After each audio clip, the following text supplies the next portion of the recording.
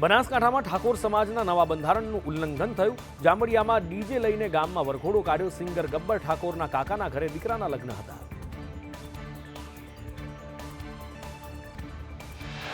બનાસકાંઠામાં ડીજે લઈ વરઘોડો કાઢતા ઠાકોર સમાજે બહિષ્કાર કર્યો। ઠાકોર સમાજે સોશિયલ મીડિયામાં પોસ્ટ વાયરલ કરી કોઈએ સિંગર ગબ્બર ઠાકોરને સપોર્ટ ન કરવો એવી પોસ્ટ વાયરલ થઈ।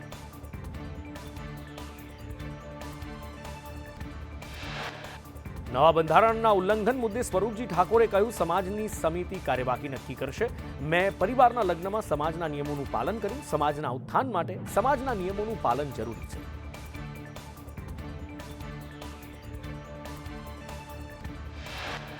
વિવાદ બાદ અર્જુન ઠાકોરે કહ્યું, એક પણ નિયમનું ઉલ્લંઘન નથી કર્યું। અમે જાનમાં ડીજે લઈને નથી આવ્યા। નિયમોમાં એવું હતું કે સામે જાનમાં ડીજે લઈને ન જવું।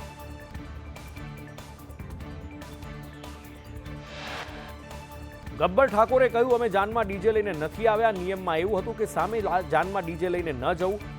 તમને ખાલી ગબ્બર ઠાકોર જ કેમ દેખાય છે એવો સવાલ પણ એમણે પૂછ્યો। સામે ઠાકોર સમાજના આગેવાન મુકેશ ઠાકોરે કહ્યું, ઘરે પ્રસંગમાં ડીજે વગાડી બંધારણનું ઉલ્લંઘન કર્યું છે, જેને લઈ ઠાકોર સમાજમાં રોષ છે। બંધારણનો ચુસ્ત અમલ થાય એના પ્રયત્નો કર્યા છે।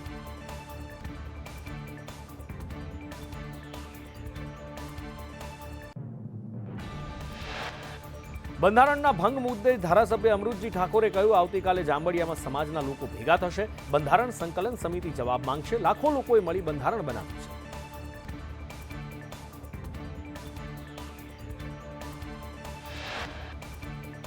ગીર સોમનાથ જિલ્લામાં માવઠાએ તબાહી મચાવી। સૂત્રાપાડા કોડીનારના ગ્રામ્ય પંથકમાં ઘઉં, બાજરી સહિતના પાક જમીન પર ઢળી પડ્યા। 5 મહિનાની મહેનત 1 કલાકના વરસાદે બરબાદ કરી નાખી।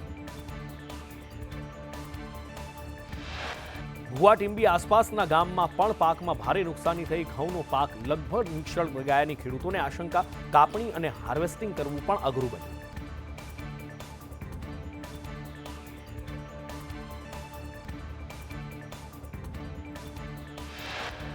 ગુજરાતનું પ્રતિનિધિ મંડળ કુરુક્ષેત્રની મુલાકાતે મંત્રી જીતુ વાઘાણીની અધ્યક્ષતામાં મુલાકાત થઈ। પ્રાકૃતિક ખેતીની સફળ પ્રયોગોનું નિરીક્ષણ કરવામાં આવ્યું।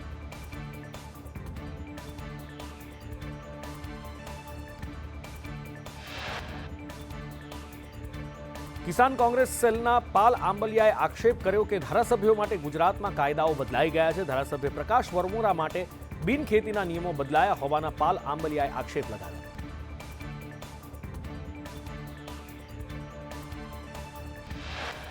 આંબલિયાએ કહ્યું, હળવદ વટામણ 765 કેવી લાઇન માટે નિયમ બદલ્યા। ગેજેટ નોટિફિકેશન બાદ જમીન બિનખેતી થઈ। નોટિફિકેશન બાદની તારીખમાં બિનખેતી કોના ઇશારે થઈ એવો સવાલ પણ પૂછ્યો।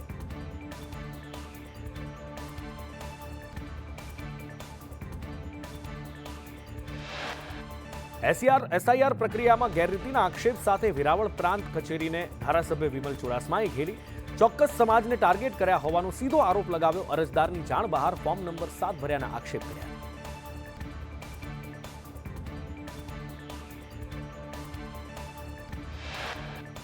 ધારાસભ્ય વિમલ ચુડાસમાએ નિર્દોષ નાગરિકોના ફોર્મ 7 ભર્યાના આક્ષેપ લગાવ્યા। ફોર્મ 7 ભરનાર સામે ફોજદારી દાખલ કરવાની માંગ કરી। પ્રાંત અધિકારીએ કહ્યું, અમને પણ ખબર છે કે આ બધા ખોટા છે।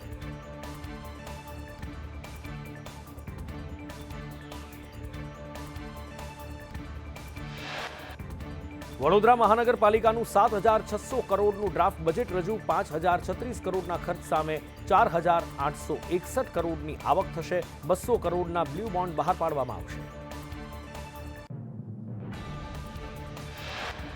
વડોદરામાં ક્લાઇમેટ એક્શન સેલ બનશે। 260 કરોડના ખર્ચે 6 બ્રિજ બનશે। 298 કરોડના ખર્ચે નવી મોડલ સ્કૂલ બનાવવામાં આવશે। 30,000 સરકારી આવાસ બનશે। સમા, માંજલપુર, સેવાસીમાં 3 નવા ઓડિટોરિયમ બનશે। 150 કરોડના ખર્ચે પાલિકાની નવી કચેરી। 150 કરોડના ખર્ચે ફાયર સ્ટેશન ક્વાર્ટર બનશે।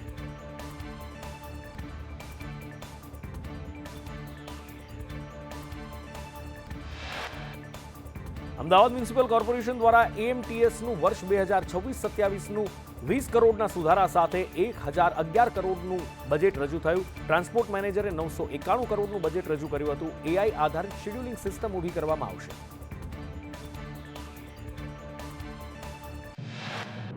પ્રથમ તબક્કે 70 બસમાં એર પ્યોરિફાયર લગાવવામાં આવશે. અમદાવાદમાં 4 નવી ડબલ ડેકર બસ ખરીદવામાં આવશે. એસી બસમાં એર પ્યોરિફાયર લગાડવા 3 કરોડ રૂપિયાની જોગવાઈ કરાઈ.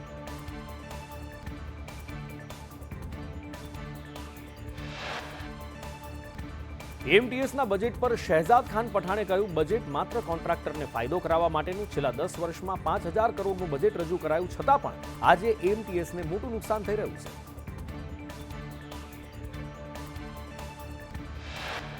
બજેટથી અમદાવાદ મ્યુનિસિપલ કોર્પોરેશનની તિજોરી પર 5000 કરોડનો બોજો. શહેજાદ ખાને કહ્યું, જનતાના કરોડો રૂપિયા વેડફાયા, બજેટનું કદ વધ્યું પણ સેવાઓ ઘટી.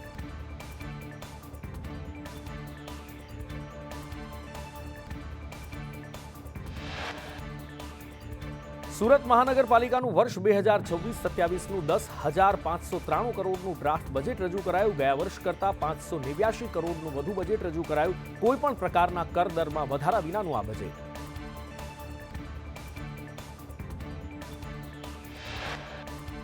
તડકેશ્વરમાં ટાંકી ધરાશાયી થવા મુદ્દે રિપોર્ટમાં મટીરીયલમાં કોન્ક્રીટની સ્ટ્રેન્થ ઓછી હોવાનું સામે આવ્યું. નિયમ પ્રમાણે 30થી વધુની કોન્ક્રીટની સ્ટ્રેન્થ જરૂરી છે. કોન્ટ્રાક્ટરે 8થી 18ની સ્ટ્રેન્થની કોન્ક્રીટ વાપર્યું હતું.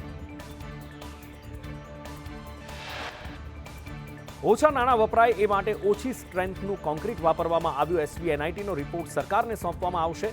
માટીના સેમ્પલનો રિપોર્ટ 10 દિવસ પછી આવશે.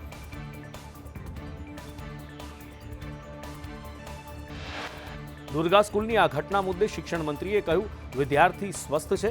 બીજા દિવસે શાળાએ પણ આવ્યો હતો. ઘટના અંગે સ્કૂલ પાસેથી ખુલાસો માંગવામાં આવ્યો છે.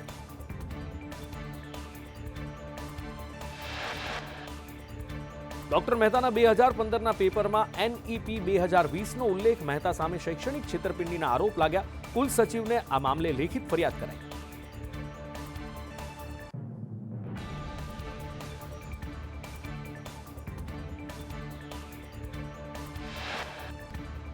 ડોક્ટર કમલ મહેતાએ આ આક્ષેપોને નકાર્યા છે. એમણે આ આક્ષેપોને પાયા વિહોણા ગણાવતા નિદિત બારોટને રાક્ષસી વૃત્તિવાળા વ્યક્તિ ગણાવ્યા છે.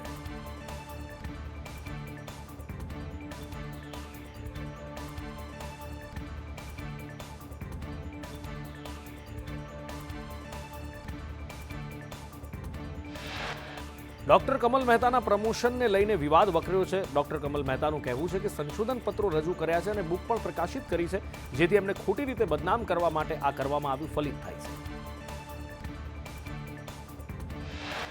હેમચંદ્રાચાર્ય ઉત્તર ગુજરાત યુનિવર્સિટી સંલગ્ન કોલેજના પ્રોફેસરે ઉત્તરવહી ચકાસણીમાં એક સરખા ગુણ આપી દીધા.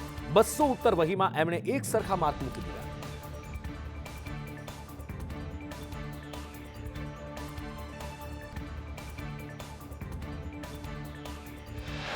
સૌથી મોટું આશ્ચર્ય એ હતું કે પ્રોફેસરે દરેક પ્રશ્નમાં 12માંથી 13 માર્ક આપ્યા છે.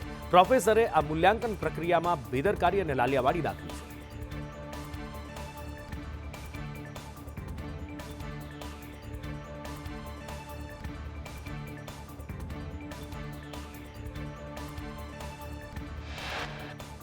ડાંગના બરમિયાવડમાં શિક્ષકની પુનઃ નિમણૂકથી ગ્રામજનોમાં રોષ ભભૂકી ઉઠ્યો છે. 2024માં શિક્ષક પર દુષ્કર્મના આરોપ લાગ્યા હતા. તંત્ર દ્વારા ફરી એ જ સ્કૂલમાં એ જ શિક્ષકને હાજર થવાનો આદેશ કરાતા ગ્રામજનો રોષે ભરાયા.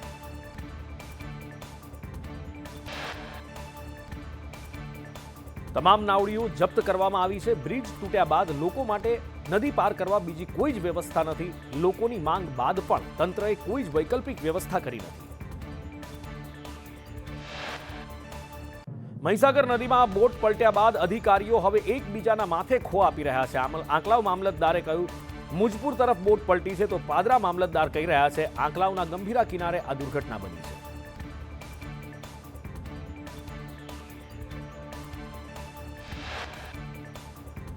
વડોદરા મહાનગરપાલિકા જ પાણીના ટેન્કરના સહારે છે. પાલિકાની મુખ્ય કચેરીએ પાણીનું ટેન્કર આવ્યું. પાલિકાની ટાંકીમાં પીવાનું પાણી ભરાઈ રહ્યું છે.